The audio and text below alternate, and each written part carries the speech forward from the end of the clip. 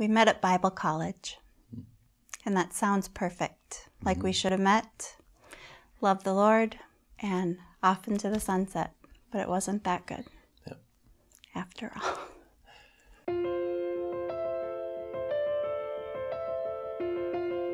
So we'd fight. That's kind of the bottom line, is we would fight physically. I would have a temper as a kid.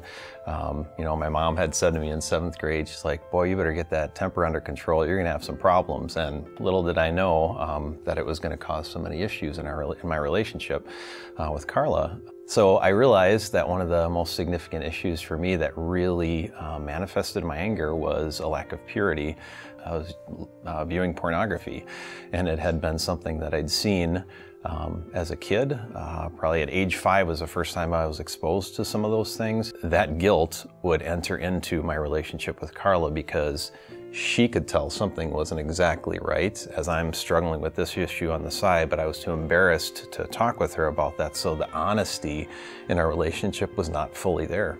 What I brought in to the relationship was being a child of divorce, and it was ugly. It was really ugly. So I grew up not trusting anybody.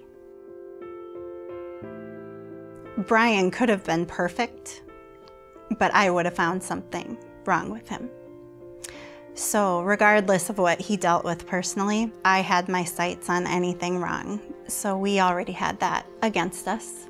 About 1.5 years into our marriage, we were on our way to church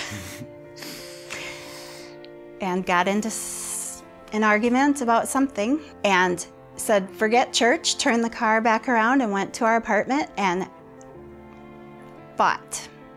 And one of us called 911, and the police showed up at the door and could obviously see from looking at us that we had been fighting, and they took Brian in handcuffs.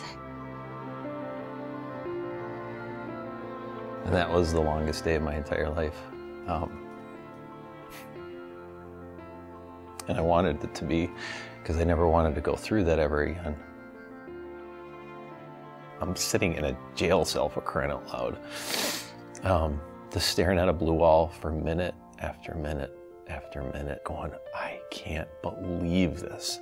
So the next morning, I stood before a judge on my own, because I didn't know what in the world I was doing.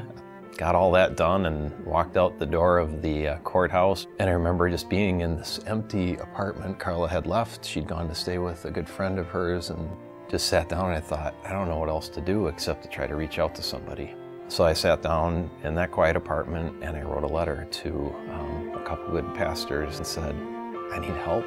Here's where I'm at. Here's what's going on in my life. Here's what's going on in Carla and I's marriage. And the redemption process started there.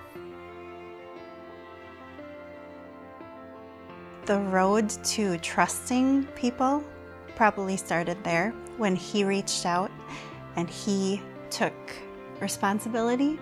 James 5:16, confess your sins one to another. And we talk about this a lot, or I try to talk about this a lot when we're doing pre-marriage mentoring and marriage mentoring with other couples. If you want to find victory in your marriage, if you want to find victory in your life, confess your sins one to another.